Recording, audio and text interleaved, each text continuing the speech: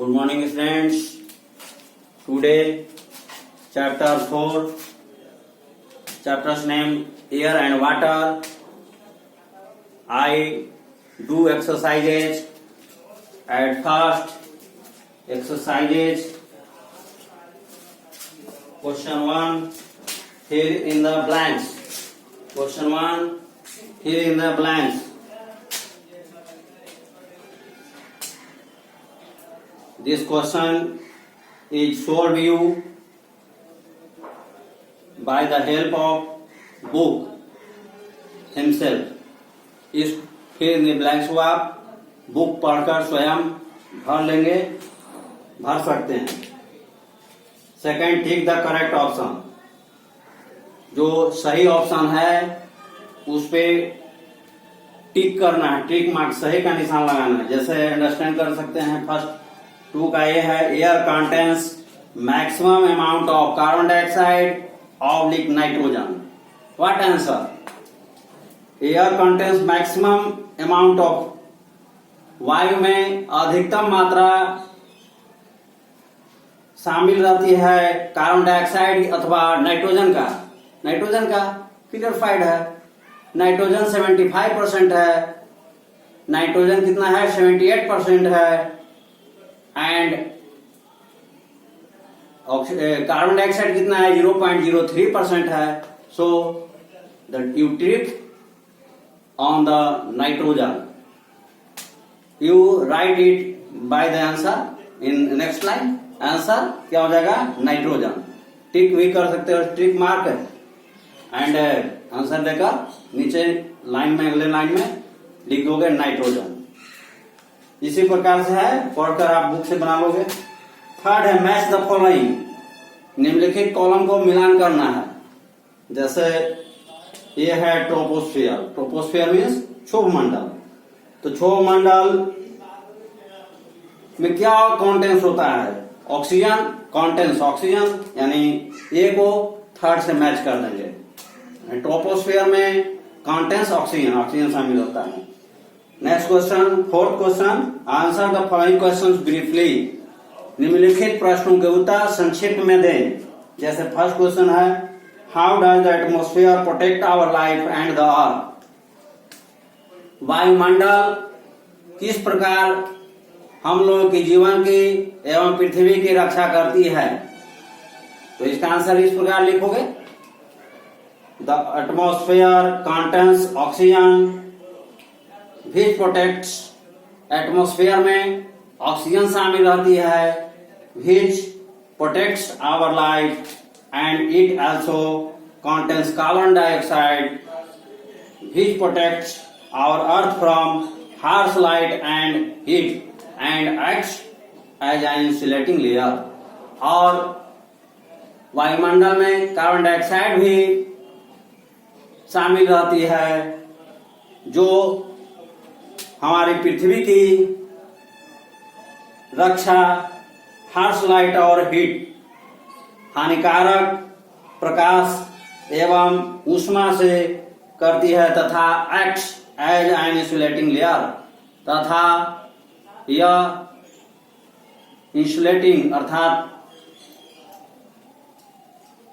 अवरोधक परत का काम करती है. यह हीट को पृथ्वी में बरकरार रखती है, इंसुलेट करती है, पारदर्शी नहीं होने देती है, आर पार नहीं होने देती है, इंसुलेटिंग करती है अर्थात अवरोधित करती है. यह अवरोधक का रूप में, परत के रूप में भी कार्बन डाइऑक्साइड कार्य करती है, जिसके द्वारा यह पृथ्वी के ऊष्मा को बरकरार रखती है तथा हार्श लाइट से अर्थ को प्रोटेक्शन करती है.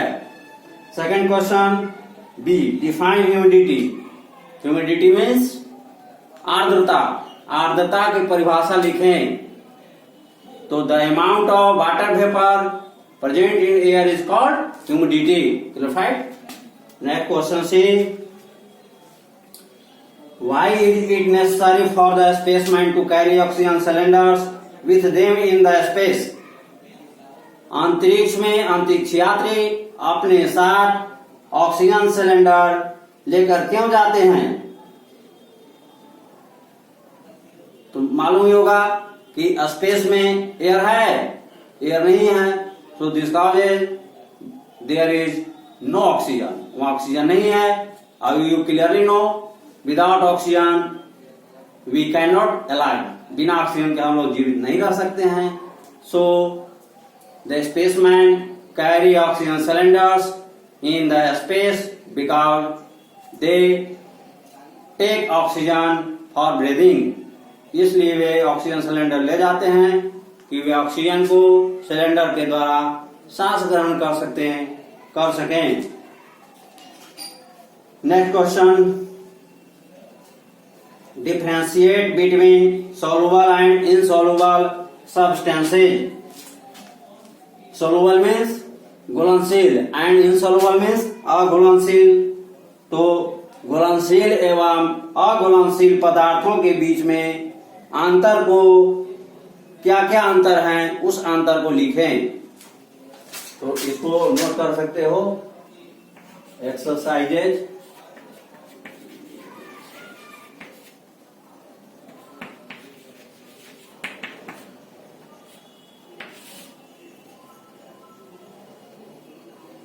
Question 4,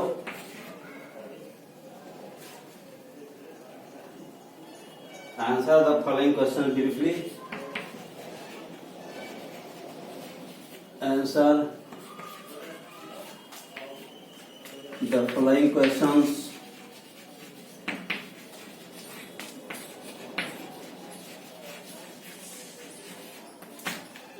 briefly. संक्षेप में निम्नलिखित का उत्तर दें। ए बी आपको अंडरस्टैंड सी तक करा दिए, डी आप लिख सकते हैं। डी का क्वेश्चन है differentiate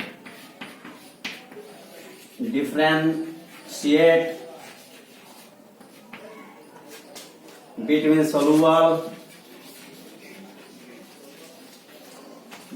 soluble and insoluble substances and insoluble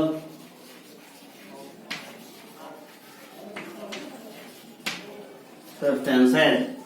answer note कर सकते हैं इसको। The difference between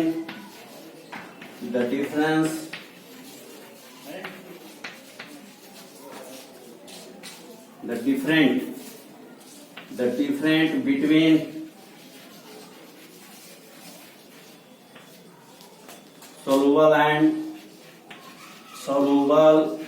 and insoluble substances are as follows। घुलनशील एवं अघुलनशील पदार्थों के बीच में अंतर निम्न प्रकार है। दो साइड बीच में लाइन खींचेंगे, एक तरफ क्या लिखना है, सॉल्युबल सब्सटेंसेज, डिफरेंट करना है ना, तो soluble substances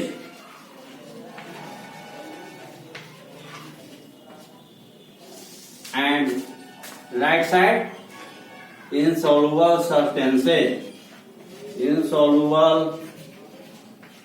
substances।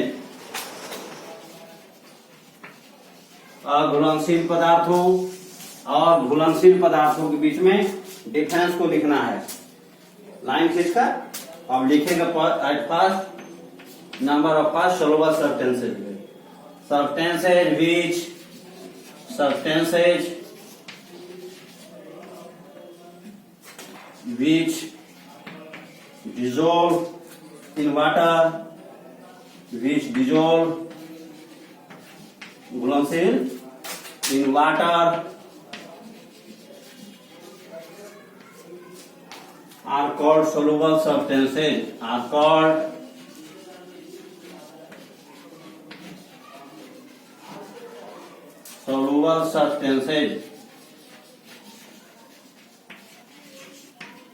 substances which dissolve in water, वैसे पदार्थों जो जल में घुल जाती है are called soluble substances, उसे वह घुलनशील पदार्थ कहलाता है। अब राइट साइड में लिखेंगे first substances which do not dissolve,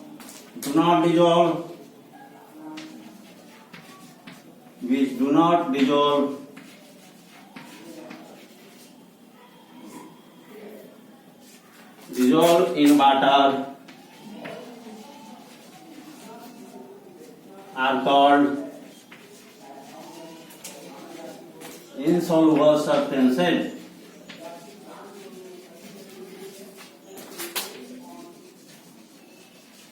वैसे पदार्थों जो जल में नहीं घुलते हैं उसे इनसॉल्युबल सब्सटेंसेज अर्थात अघुलनशील पदार्थ कहते हैं।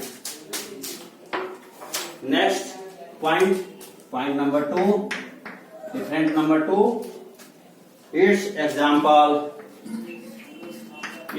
एग्जाम्पल, इसके उदाहरण कौन कौन हैं? Sugar and salt etc., sugar and salt etc., चीनी तथा नमक इत्यादि जल में घुलनशील हैं जो इसके उदाहरण हैं। अब इनसॉल्युबल का सेकंड लिखेंगे, इट्स एग्जाम्पल, इसके उदाहरण, it's example sand and chalk, sand and chalk, sand and chalk ETC।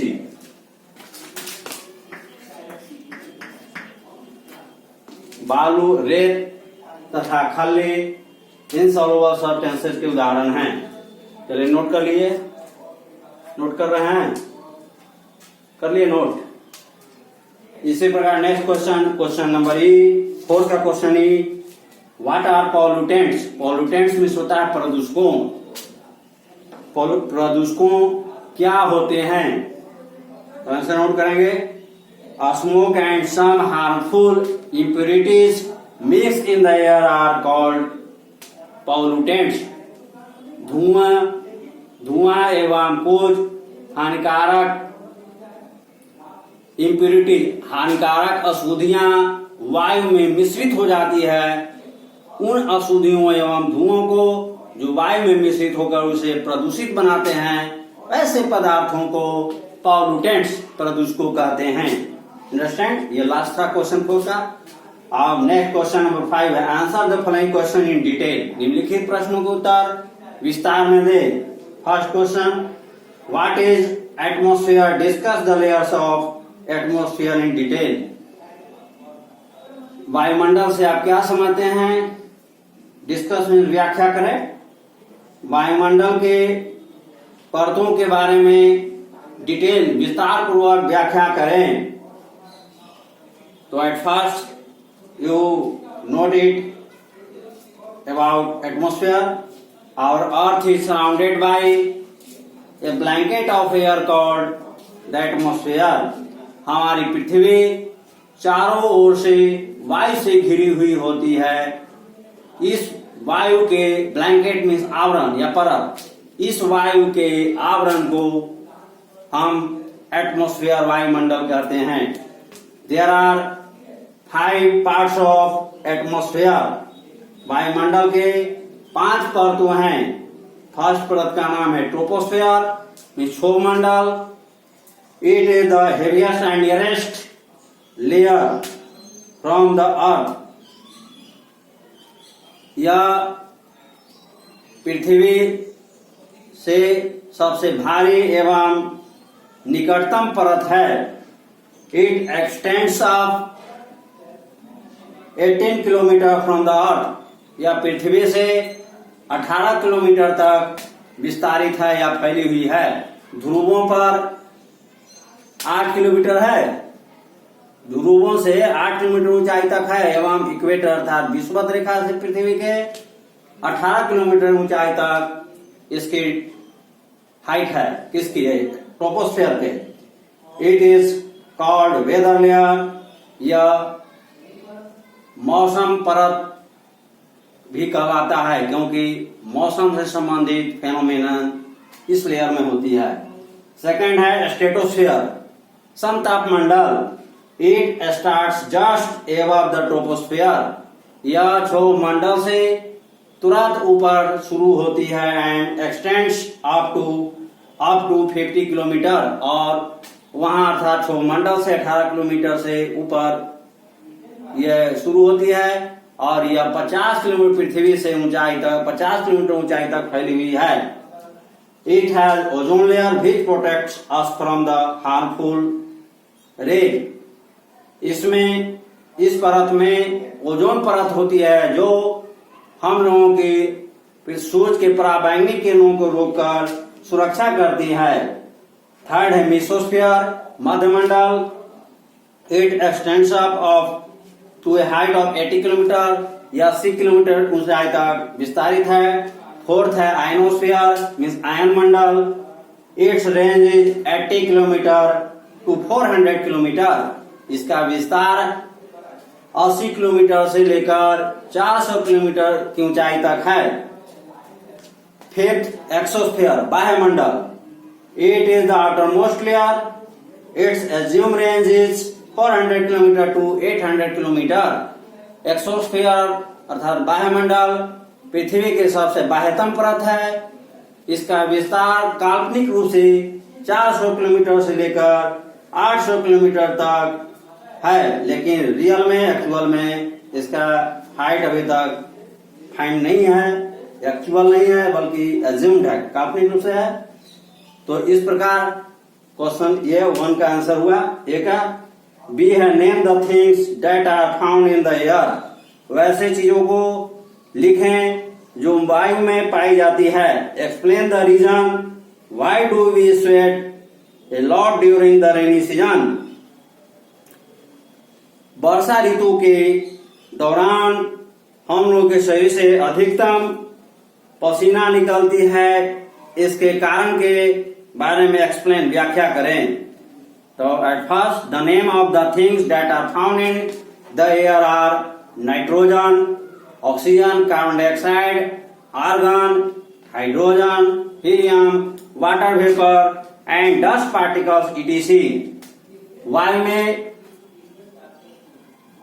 पाए जाने वाले उन चीजों के नाम इस प्रकार हैं जैसे nitrogen, oxygen, carbon dioxide, argon, hydrogen, helium, water vapour अर्थात जलवाष्प एंड डस्ट पार्टिकल तथा धूल कण इत्यादि मिले हुए हैं ऐसे चीजों के नाम जो वायु में मिले हुए हैं। अब इस नेक्स्ट का आंसर है we sweat a lot during the rainy season. हम लोग वर्षा ऋतु के दौरान अधिकतम पसीना निकलता है because there is more water vapour present in the air. हम लोग से शरीर से अधिक पसीना निकलता है, लॉट मीन्स अधिकतम पसीना निकलता है वर्षा ऋतु के दौरान because there is more water vapour in the air and humidity is high. क्योंकि वर्षा ऋतु के दौरान वायु में जलवाष्प की अधिकतम मात्रा रहती है तथा ह्यूमिडिटी आर्द्रता उच्च होती है, जिसके कारण वर्षा ऋतु में अधिकतम शरीर से पसीना निकलता है। C discuss the main features of air. वायु के मुख्य गुणों की व्याख्या करें। Why does a lighted candle go off when it is covered with a glass? इसको नोट कराएंगे, क्लियर कर रहे हैं इसको।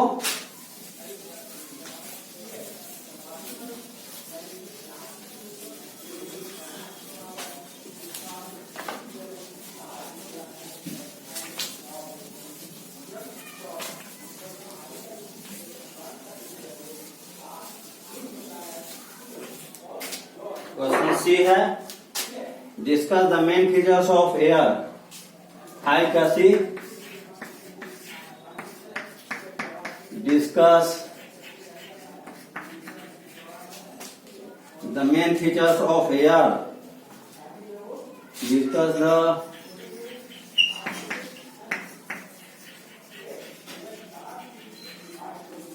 Features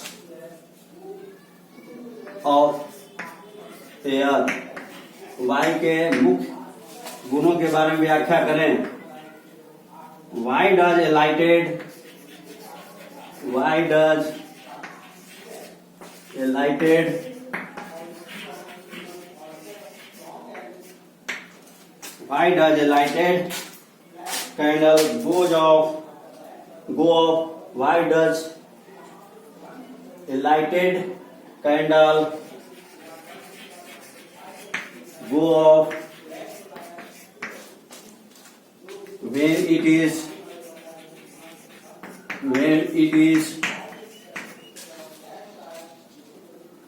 covered with a glass? Covered with a glass.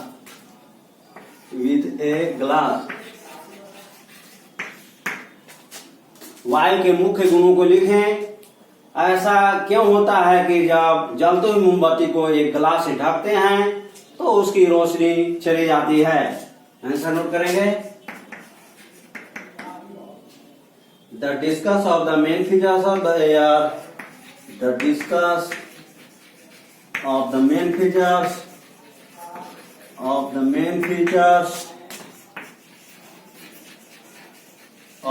air of air are as follows. निम्नलिखित प्रकार वायु के गुण हैं। मुख्य गुणों के लिखना है। तो मुख्य गुण है first, air occupy space. Air occupies space. वायु स्थान घेरती है। क्या करती है? जगह या स्थान घेरती है। Air occupies space.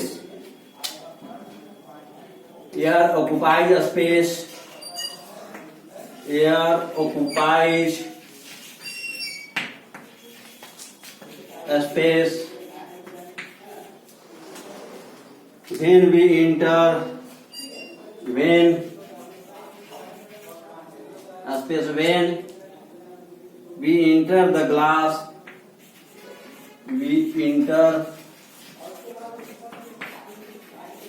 the glass. We enter the glass in filled water.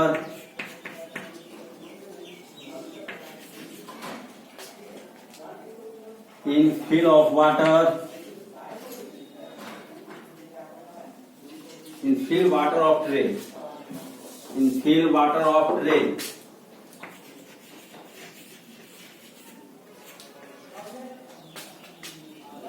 Fill water of tray.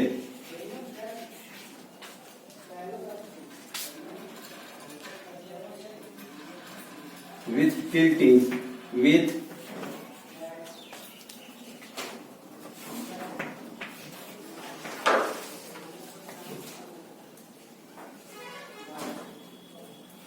tilted. Air occupies space. वायु स्थान घेरती है, ग्रहण करती है। व्हेन, जब we enter the glass in fill water of tray with tilted, जब हम लोग ग्लास को तिरछा करके जल से भरे हुए ट्रे में प्रवेश करते हैं। Then bubbles of the air. Then bubbles of air. Then bubbles of air start coming.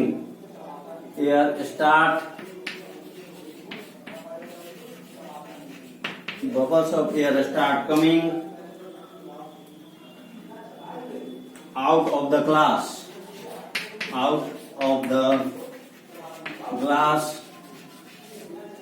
And water entering in the glass. And water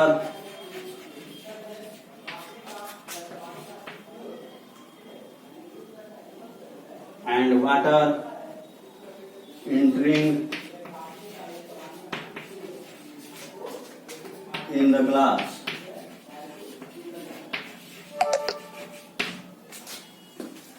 जब तिरछा करके ग्लास को जल से भरे हुए ट्रे में हम प्रवेश करते हैं तब bubbles of air start coming out of the glass. तब उस ग्लास से वायु के बुलबुले निकलते हुए दिखाई देते हैं। And water entering in the glass, और उस वायु के खाली जगह पर जल उसमें प्रवेश करता है। इससे पता चलता है कि उस गिलास में पहले वायु था, जैसे उसे हम तीछा करते हैं वायु निकलती है और उसके खाली स्थान पर जल प्रवेश करती है। Second features, air has weight. Air has weight, वायु में भार होती है। Air has weight. To prove it,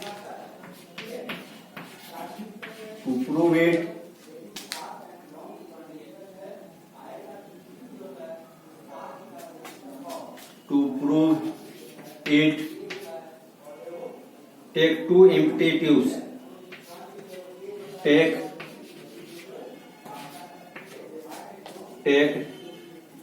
two empty tubes. Take two empty tubes. तो खाली ट्यूब लेते हैं। Now fill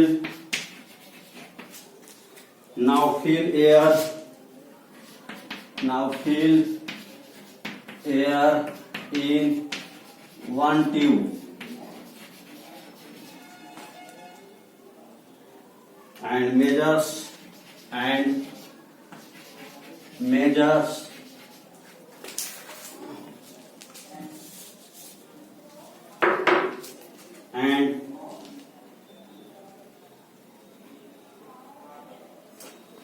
and find the weight of both, and find the weight of both.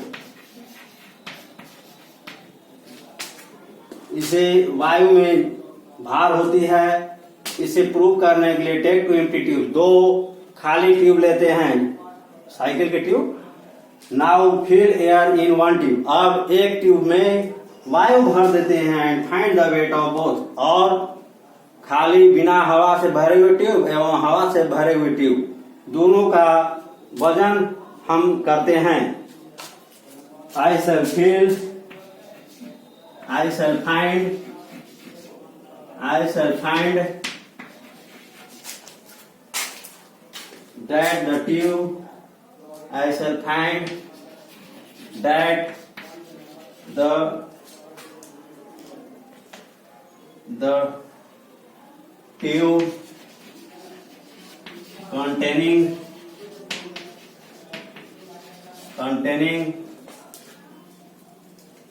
air is heavier.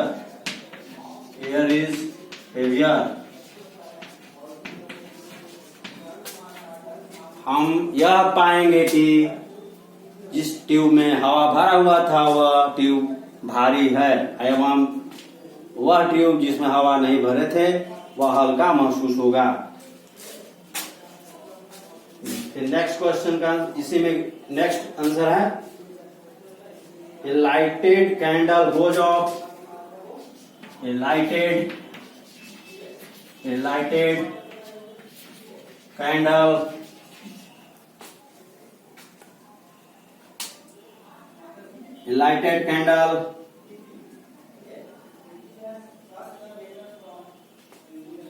goes off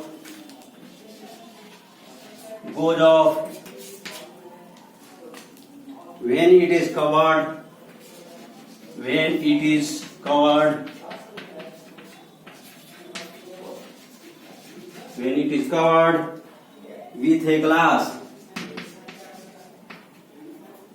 with a glass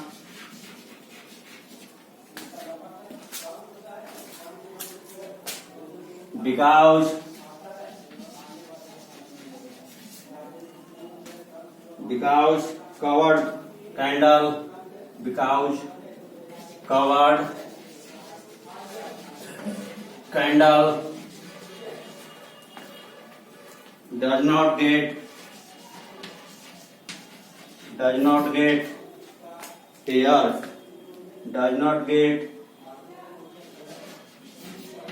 air, glass से ढकी हुई जलती मोमबत्ती की प्रकाश रोशनी चली जाती है, क्योंकि covered candle does not gate air, क्योंकि ग्लास से ढकने के कारण उसे वायु नहीं मिलती है, जिसके कारण मोमबत्ती जलती मोमबत्ती की रोशनी चली जाती है। अर्थात इससे पता होता है कि जलने के लिए एयर आवश्यक है। Next question, which impurities are called soluble impurities? किस अशुद्धताओं को घुलनशील अशुद्धताएं कहते हैं? How are they remove from water by distillation? उसे आसवन विधि के द्वारा जल से कैसे हटाते हैं?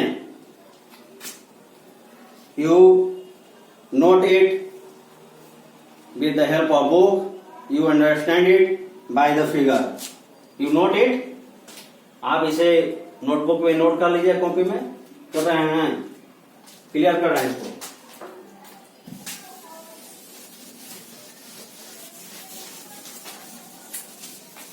नेक्स्ट है question number 5, question number D.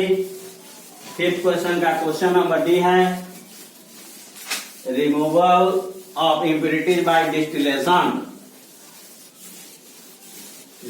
Removal of soluble impurities by distillation method.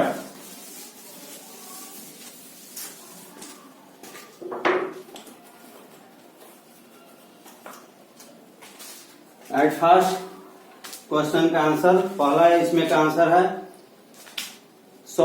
The impurities which dissolve in water are called soluble impurities. वैसी अशुद्धताएं जो जल में घुलनशील होती है उसे सोलुबल इम्प्योरिटीज कहते हैं। They are removed by the distillation method are as follows. और उसके बाद आप नोट करेंगे by this understand this figure. So you understand this figure, I cut D. These impurities are called soluble impurities. Which impurities are called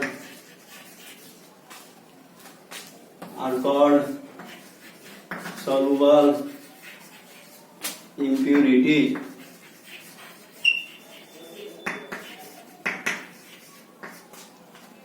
How are they removed from? How are they removed from water? Distillation, आसवन विधि के द्वारा उन अशुद्धियों को कैसे हटाएंगे, कैसे हटाते हैं? आंसर नोट करेंगे। आंसर में आप अपने से बुक से रीड करके और फिगर को मैं अंडरस्टैंड करा रहा हूं, फिगर को एक्सप्लेन करके आप इसके हेल्प लेकर आंसर को सोल्व करेंगे। तो at first make a tray.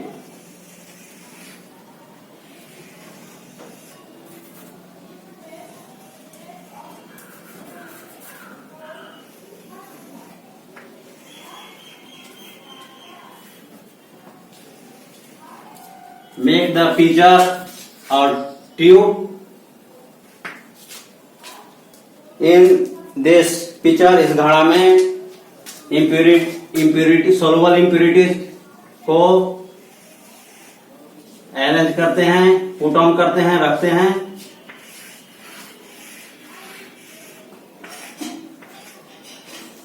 Then it settles at the burner. इसे बर्नर पर व्यवस्थित करते हैं, इस प्रकार व्यवस्थित करते हैं।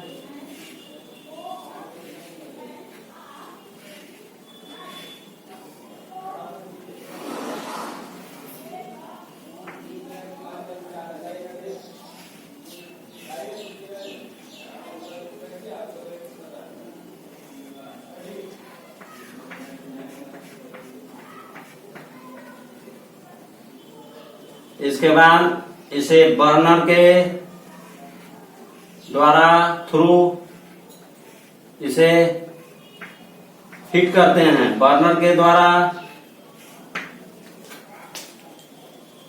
इसे हीट करते हैं। Then joint it with the tube, और उसके बाद परखनली के द्वारा, परखनली नालिका के द्वारा इसे सेटल करते हैं और एक पीजर को डार्ट काक के द्वारा क्लोज कर देते हैं। इस ट्यूब, इस परखनली को सेकंड पिचर में सेटल करते हैं, दूसरे घड़े में सेटल करते हैं। इस प्रकार सेटल करते हैं।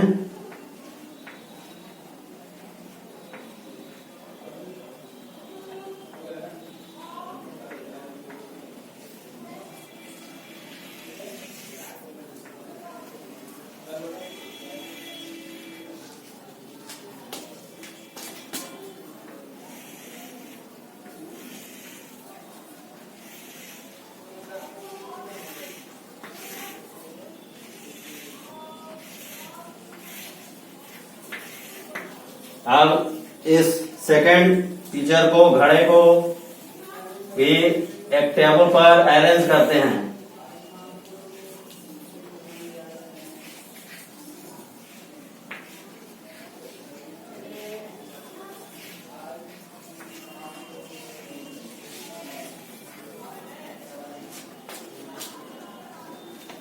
और हियर एक ट्यूब के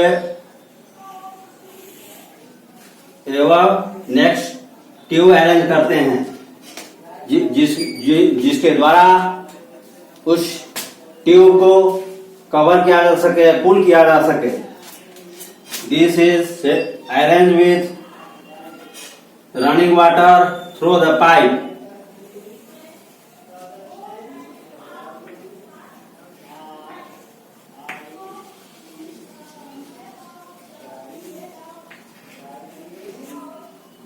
to sink,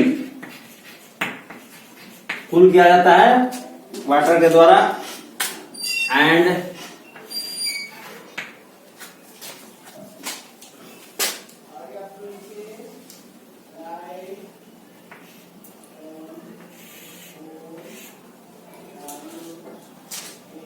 now it is pulled by the taps running water, through the taps of running water। गतिमान नल के जल से इसे ठंडा करते हैं। तो here make draw the figure of running water of tap, नल के रनिंग वाटर से इसे सेटल करते हैं।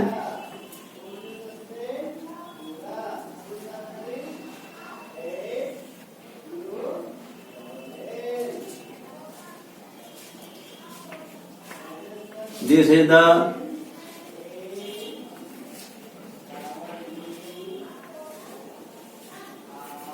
is the figure of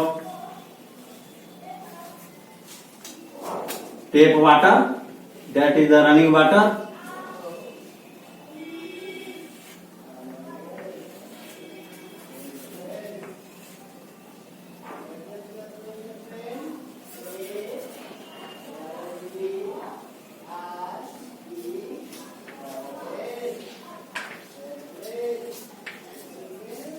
This is the running water।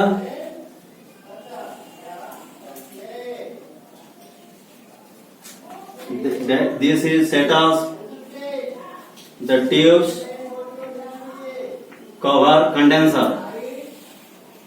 This running water pulls the condenser। संघनक को रनिंग वाटर से ठंडा करते हैं। You understand this again? This is the figure of distillation method। Distillation आसवन विधि का यह फिगर है, इस फिगर को अंडरस्टैंड करके आप इस क्वेश्चन का आंसर नोट करेंगे।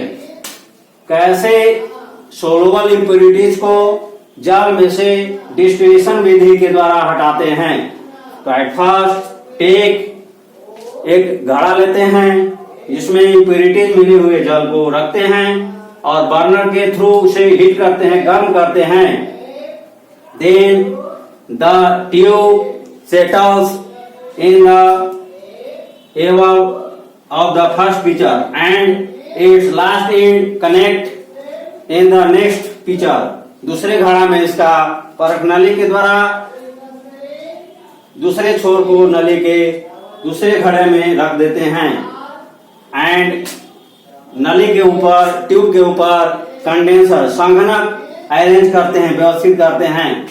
उस संघनक कंडेंसर को टेप के रनिंग वाटर से पाइप नली के द्वारा ऐड करते हैं और टू सिंक ऊपर से भी उसे कूल वाटर से कूल करते हैं।